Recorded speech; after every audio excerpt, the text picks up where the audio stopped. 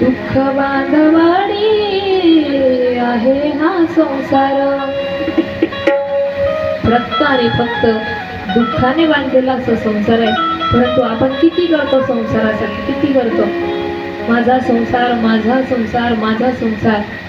आणि म्हणून या ठिकाणी संसाराच्या काही मी तुम्हाला सांगत होती की भगवत भक्त एकमेकाला भेटल्यानंतर त्यांची काय अवस्था होते. मग विदुर काकांना प्रश्न काही निर्माण झाल्यानंतर त्यांना अशी इच्छा मनामध्ये निर्माण करतात, कोणता प्रश्न अगोदर विचारावा, काय विचारावं. मैत्रेय ऋषींच्या प्रती आनंद आणि प्रेम व्यक्त होत आहे. त्यावेळेस मैत्रेय ऋषींना भगवंताच्या स्तुती करता करता करता करता हे मैत्रेय मुनी, मी असं ऐकलंय की तुम्ही परम ज्ञानी आहेत. तुम्हाला साक्षात भगवंतांनी दर्शन दिलंय आणि कृपा करून माझ्या मनातला संकोच तुम्ही घालवावा. अनेक त्या ठिकाणी स्तुती आणि वानखाणी करतात. त्यावेळेस एक महत्वाचा प्रश्न असा सांगितला की रामकृष्णादी अवतारांच्या द्वारा ज्या अलौकिक अशा लीला भगवंतांनी केला, त्या लीलांचं वर्णन तुम्ही या ठिकाणी मला सांगावं. त्या ठिकाणी मैत्रेय ऋषी विदुर काकांची स्तुती कर. म्हणजे हे विदुर काका, आता तुम्हाला माहिती आहे का विदुर काका कोण होते, कोणाचे मुलगा होते, कोणाचा मुलगा होता विदुर काका हे माहिती का? फार मोठी विस्ताराची कथा आहे. व्यास महाराजांचा औरस पुत्र होता. एका दासीपासून व्यास महाराजांनी या विदुर काकांना जन्म दिला होता. आता हे औरसच का पुत्र होते आणि मग त्या व्यास महाराजांनी दासीच्या पासूनच का यांना उत्पन्न केलं होतं, हा कथा भाग फार मागे जावं लागेल. मागे इतकं जावं लागेल की डायरेक्ट पूर्ण देवी भागवतामध्ये आपल्याला प्रवेश करावा लागेल. मी तुम्हाला काल म्हटलं, तुम्हाला जर पूर्ण डिटेल ऐकायचे मात्र देवी भागवताचं या ठिकाणी आयोजन करा, म्हणजे तुम्हाला सर्व समजेल. विदुर काकांचा थोडक्यात इतिहास या ठिकाणी सांगितला की विदुरात कोण आहे हे सर्व मी जाणतो. तू व्यास भगवंताचा औरस पुत्र आहे. मी एका दासीपासून तुझा जन्म झालाय. तू साक्षात जर व्यासांच्या पोटपासून जन्म घेतला आहेस तर तू काही साधारण नाहीस, साधारण ज्ञानी नाहीस. सर्व वैभव संपन्न असलेला विदुर, फार महत्वाचा प्रश्न तू मला केलायस. त्या ठिकाणी त्या विदुर काकांच्या विषयी सांगता सांगता पुन्हा भगवंताची माया कशी आहे, भगवंतांनी अवतार कसा धारण केला, भगवंत या चराचर सृष्टीमध्ये कसे राहिले, काय लीला केल्या, हा सर्व इतिहास त्या ठिकाणी उद्धव महाराज मैत्रेय मुनी विदुर काकांना सांगतात. पुढे म्हणे, परंतु एक महत्वाचा प्रश्न माझ्या मनात दिला तो विदुर काकांनी केला. म्हणे, या सृष्टीच्या उत्पत्तीसाठी भगवंतांनी सर्वात अगोदर काय केलं, हा प्रश्नाचं उत्तर करून माझ्या मनातला संकोच तुम्ही काढा असं सांगितलं. तर पुढच्या अध्यायामध्ये सांगता आहे भगवंताच्या विराट स्वरूपाचं दर्शन. आता विराट स्वरूप म्हणजे भगवंत अगोदर आपल्याला सर्वांना कुठपर्यंतच्या कथा माहिती असतात. भगवंत गोपाळ कृष्णाची कथा, भगवंत कृष्ण कसे जन्माला आले, कुणाच्या घरी जन्माला आले, भगवंत कुठे जन्माले, भगवंताची कशी अदला बदली झाली, भगवंताने लीला कुठे केल्या, प्रभू रामचंद्र कुठे जन्माला आले, भगवंताने काय कार्य केलं, पुढे भगवंत कुठे गेले, असा सर्व इतिहास फक्त आपल्याला या भगवंतांनी ज्या लीला केलेल्या आहे, ज्या मनुष्य रूपामध्ये येऊन भगवंतांनी अवतार कार्य केलं आहे त्या लीला माहिती. परंतु विराट दर्शन भगवंताचं कसं होतं, विराट कार्य कसं होतं, विराट स्वरूप भगवंताचं या ठिकाणी सांगितलं. तर मैत्रेय ऋषी विदुर काकांना विराट स्वरूपाचं दर्शन सांगतं.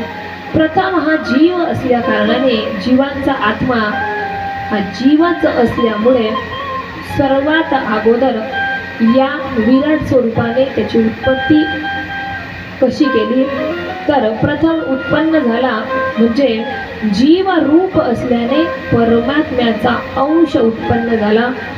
त्या अंशापासून प्रथमतः जीव उत्पन्न होतो. परमात्म्याच्या अंशापासून एक जीव निर्माण झाला आणि हे विराट असं रूप त्याचं वर्णन या ठिकाणी केलं की सर्वात अगोदर विराट पुरुषाचं मुख त्या ठिकाणी तयार झालं. त्यामध्ये लोकपाल अग्नी इंद्रिय सकट तो प्रगट झाला. त्यामुळे हा जीव बोलू शकतो. बघा, वेदांच्या भाषेमध्ये विराट स्वरूपाचं वर्णन कसं आलंय हे लक्ष देऊ नये. विराट पुरुषाची टाळू उत्पन्न झाली. तीत लोकपाल वरून आपला अंश रसनेंद्रियाला राहिला म्हणून जीव रस ग्रहण करतो. पुढे यानंतर विराट पुरुषाला 2 नागपुड्या उत्पन्न झाल्या. त्या दोन्ही अश्विनी कुमार आपला अंश म्हणजे आपण जो वास घेतो तो घ्राणेंद्रियाच्या मार्फत तो वास ग्रहण करण्यासाठी आपल्याला ते उत्पन्न झालं. तेव्हा त्यानंतर त्या विराट पुरुषाच्या शरीरात डोळे प्रकट झाले. जी डोळे की आपण आपल्या डोळ्यांनी सर्व काही या सृष्टीमध्ये जीवचराचर सृष्टीमध्ये वावरू शकतो, पाहू शकतो. यानंतर विराट पुरुषाला त्वचा उत्पन्न झाली की त्या योगाने त्वचेने आपण जीवाला स्पर्शता समजते अशी त्वचा निर्माण झाली. यानंतर कानाची छिद्रे उत्पन्न झाली की त्याच्याने आपण भगवंताची मंगलमय कथा श्रवण करू शकतो. नंतर त्या पुरुषाचे निरनिराळ्या औषधी आपल्या अंगाला लावलेल्यांसह रोमांस उत्पन्न झाले. त्वचेवर छिद्रे, रोमांस उत्पन्न झाले.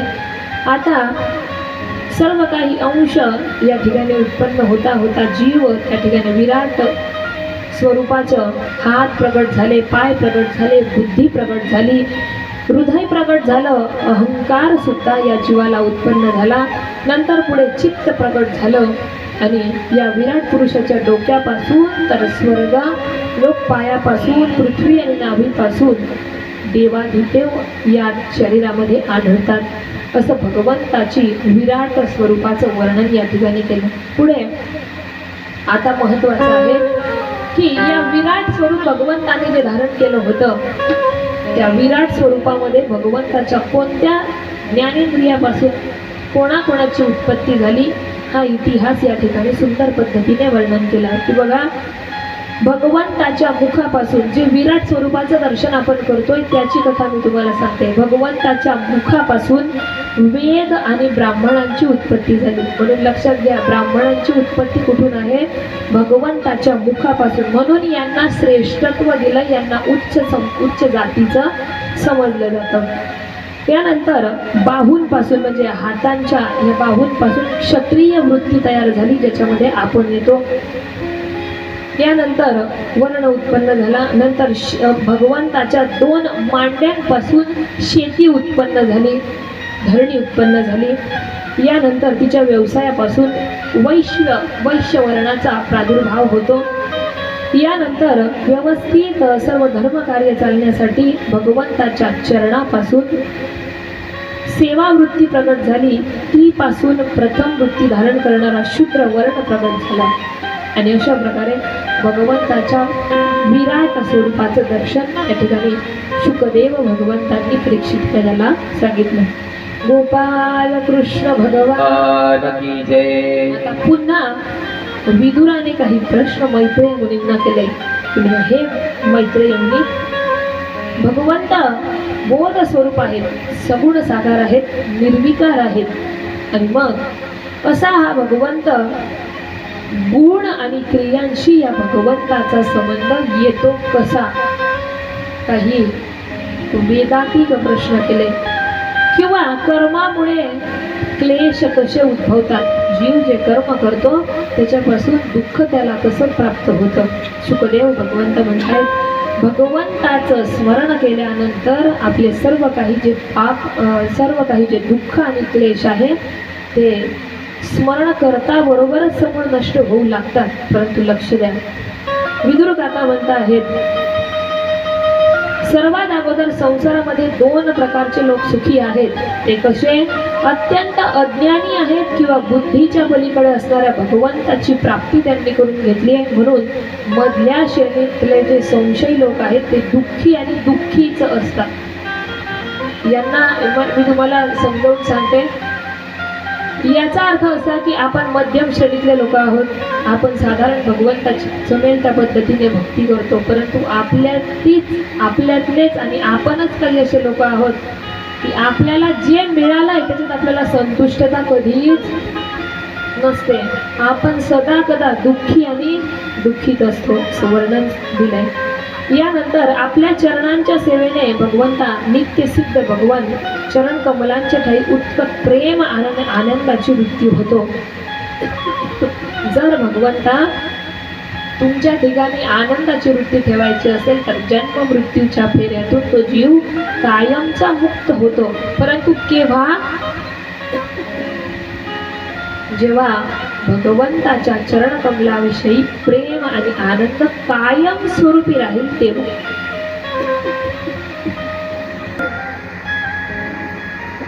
मैत्रेय ऋषींना विदुर काकांनी मनुष्यांसाठी जी सृष्टी विधात्याने निर्माण केली त्या ब्रह्मदेवाची उत्पत्ती कशी झाली हा सुंदर कथाभाग या ठिकाणी आपल्याला पाहायचा। सर्वांनी हात मोकळे करायचे आणि भगवंताचं भजन करायचं आणि पुढे पुन्हा कथेमध्ये राधे श्याम श्याम राधे राधे राधे श्याम राधे श्याम श्याम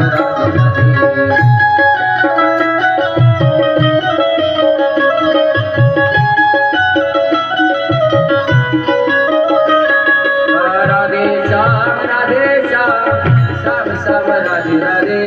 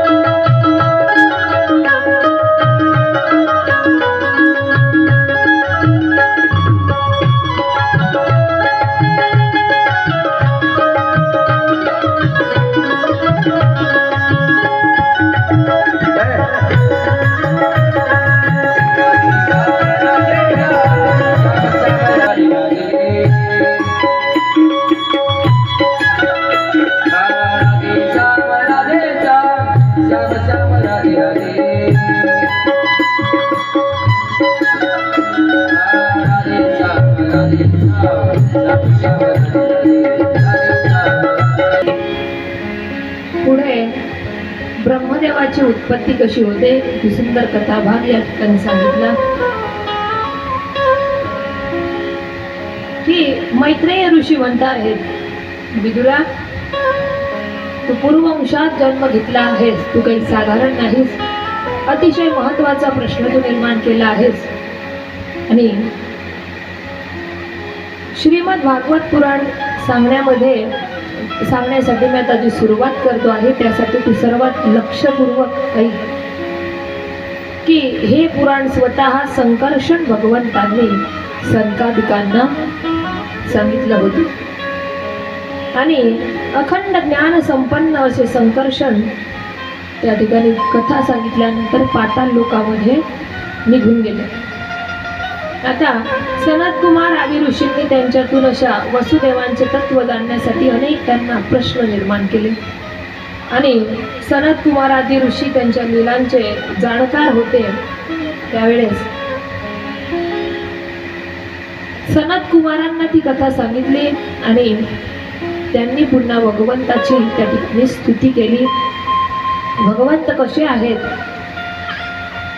आणि सृष्टीच्या पूर्वी हे संपूर्ण विश्व जे होतं ते पाण्यामध्ये उडालेलं होतं, जिथे कुठेच काहीच नव्हतं त्या ठिकाणी एकमात्र नारायण भगवान श्री नारायण भगवान शेष शय्येवर पहुडलेले होते आणि आपली ज्ञान शक्ती योग निद्रेचा आश्रय घेऊन ते डोळे मिटून त्याच ठिकाणी सदा सर्वकाळ त्याच ठिकाणी पहुडलेले असायचे। म्हणे ज्याप्रमाणे दाहक अग्नी जर थोडासाही तिला अग्नी प्रज्वलित करण्यासाठी थोडीशी अगदी छोटशा आपल्या चिंगीचा तसा प्रभाव तिच्यावर पडतो, तसं नारायण भगवान शेषशय्येवर अगदी त्याला चिपकूनच होते, कुठेच जायचं नाही, तिथेच आपलं सर्व काही. आणि कर्मशक्तीला जागृत करणाऱ्या अशा या नारायणांच्या नाभिकमलापासून सूक्ष्म तत्व स्वरूपाने काल कोशाने त्या ठिकाणी त्यांच्या नाभीतून एक सूर्यासमान तेजाने अथांग जलराशीला देदीप्यमान असलेलं एक सूक्ष्म तत्व त्या ठिकाणी निर्माण झालं. हे सूक्ष्म तत्व यालाच स्वयंभू असं म्हणतात. आणि तो स्वयंभूच म्हणजेच अंतर्यामी रूपाने त्याला ओळखलं जातं. तोच कोण झाला? ब्रह्मदेव झाला. ब्रह्मदेव भगवान की जय. आता हाच ब्रह्मदेव स्वतः तेथून प्रगट झाल्यानंतर याला स्वयंभू असं म्हटलं जातं. पुढे ब्रह्मदेवांना कुणीच दिसत नव्हतं. आता बघा, मी तुम्हाला सांगितलं, जेव्हा कुठे काहीच नव्हतं, सर्वीकडे पाणी आणि पाणीच होतं. पहिले कोठेच नव्हते काही, पहिले कोठेच नव्हते काही.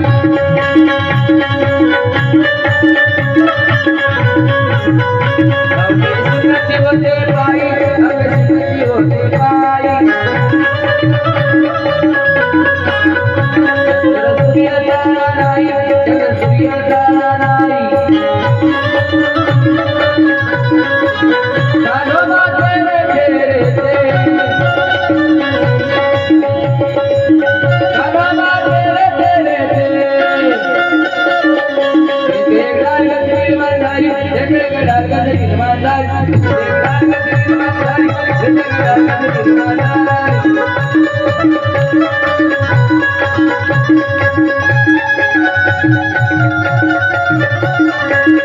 जेव्हा कुठेच काहीच नव्हतं, फक्त आणि फक्त पाणी पाणी आणि पाणी होतं, त्यावेळेस त्या भगवंताच्या नाभिकमलापासून उत्पत्ती तर झाली, पण ब्रह्मदेव त्या ठिकाणी इकडे तिकडे आणि डोळे उघडून पाहू लागले.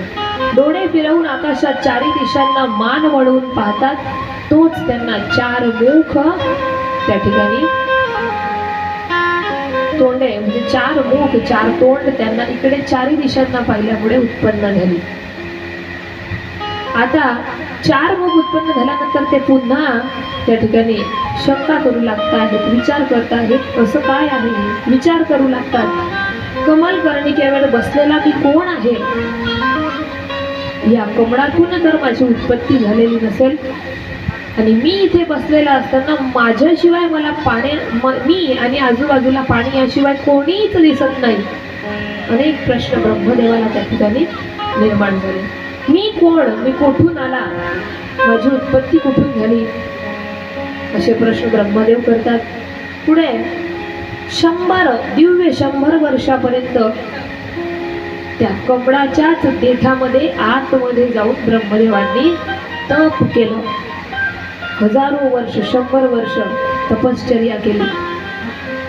आता तपाला गेल्यानंतर त्यांनी त्यानंतर असं पाहिलं की प्रलयकालीन जलामध्ये शेषाच्या आणि कमलाच्या देठासारखं गोल विशाल शय्येवर सुंदर असे नारायण भगवान पहुडलेले आहेत. आणि तेच एक पुन्हा दिसत आहेत.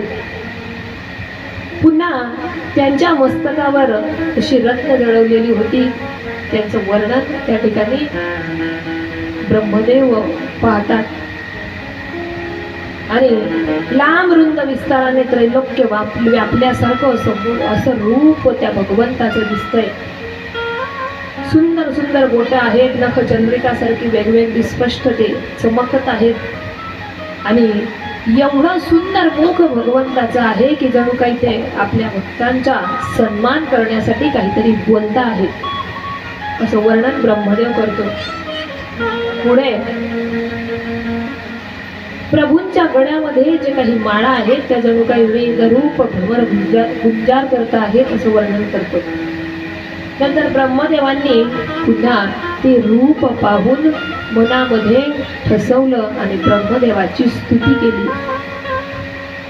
ब्रह्मदेवाने त्या भगवंताची नारायणाची स्तुती आपल्या मुखाने केली आहे की हे भगवंता, ज्याच्या नाभी कमला मला समजलंय की मी तुझ्या नाभी कमलापासून प्रगट झालोय, ते आपले रूप शेकडो अवतारांचं मूळ कारण आहे, हे सुद्धा मी हजारो वर्ष 100 वर्ष तप करून जाणलंय की हे जे आहे हे सर्व मूळ तुझ्यामुळे आहे, तुझ्यापासून आहे. आणि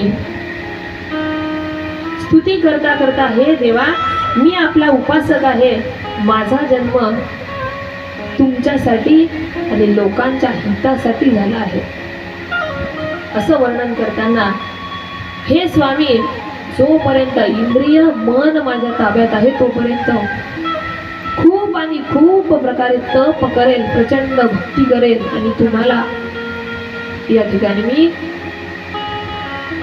सृष्टीच्या विस्तारासाठी मदत करेल असं सांग. भगवंत म्हणत आहेत, स्वतः भगवंत ब्रह्मदेवाशी बोलतायत, म्हणे ब्रह्मदेवा, माझा भक्त माझ्या मनातलं नाही जाणणार तर अजून कोण जाणेल. स्तुती त्या ठिकाणी केली ब्रह्मदेवाची. त्यावेळेस ब्रह्मदेव पुन्हा म्हणत आहेत, म्हणे आपण लोकांना स्वधर्म सांगितलेला आहे आणि नक्कीच लवकरात लवकर सृष्टीचा विस्तार होणार आहे.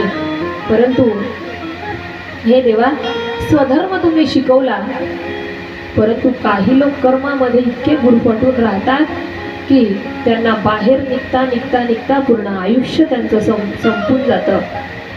परंतु आपला जीव, आपल्याला जो परमात्म्याने जन्माला घातलेला आहे ते कशासाठी घातलेला आहे, त्याचा मुख्य हेतू काय आहे, हे मात्र जीव शेवटपर्यंत समजून घेत नाही किंवा त्याला समजत नाही. किती सुंदर संवाद आहे बघा. मनुष्य जे आहे, जो देह आपल्याला मिळालेला आहे, शेवट येऊन जातो माणसाचा, तरी सुद्धा माणसाला कळत नाही की आपल्याला हा मनुष्य देह का दिला होता, कशासाठी हा एवढ्या 84 लक्ष योनी फिरून मिळालेला हा मनुष्य देह दिला होता. आणि फक्त जीव एकच विचार करतो, मला जन्माला घातलंय ना देवाने फक्त कर्म आणि कर्म करण्यासाठी, संसार करण्यासाठी, बाकी भगवंताचं भजन, भगवंताची प्राप्ती, त्या भगवंताला मिळवण्यासाठी प्रयत्न काहीच नाही. आणि मग असा सुंदर संवाद त्या ठिकाणी ब्रह्मदेव आणि भगवंताचा झाला. त्यावेळेस भगवंतांनी उत्तर दिले, ब्रह्मदेवा, अनेक प्रकारच्या कर्म संस्कारांना अनुसरून जीवसृष्टीची रचना केलेली आहे. हे तर तू जीवसृष्टी रचना करताना इच्छा असूनही तुझे चित्त मोहवश होत नाही. तू पहिला मंत्रद्रष्टा आहेस. आणि हे ब्रह्मदेवा, माझ्या कथांच्या वैभवाने युक्त अशी तू माझी जी स्तुती केली आहे ती तपश्चर्येपेक्षाही श्रेष्ठ आहे. बघा, स्वतः भगवंताचे शब्द आहेत. ब्रह्मदेवा, माझ्या कथांच्या वैभवाने युक्त असलेली जी वाणी तू आता बोललेला आहे ती तपापेक्षा सुद्धा श्रेष्ठ आहे. म्हणजे भगवंताला भगवंताची कथा श्रवण करणं, त्याचे गुणगान गाणं, त्याचं भजन करणं फार फार प्रिय आहे. तुम्ही तप करू शकत नाहीये, भगवंताला काही एक हरकत नाही. तुम्ही होम हवन करू शकत नाही, त्यालाही काही हरकत नाहीये. तुम्ही कठोर तपश्चर्या, कठोर ध्यान धारणा, उपवास काही करू शकत नाही, त्यालाही काही हरकत नाही. परंतु भगवंत म्हणतो फक्त माझं नामस्मरण आणि कीर्तन, कथा, भजन आणि याच्याने मी प्रसन्न होतो, हेच मला पाहिजे. आणि ब्रह्मदेवाला भगवंताने अनेक प्रकारे त्या ठिकाणी सांगितलं की मी जिथे कुठे माझी सच्चर्चा, जिथे कुठे कथेच्या माध्यमातून माझं चिंतन होत आहे त्या भक्तांवर मी फार प्रेम करतो, ते भक्त मला फार आवडतात असं सांगितल्यानंतर या ठिकाणी तृतीय स्कंदातला 9वा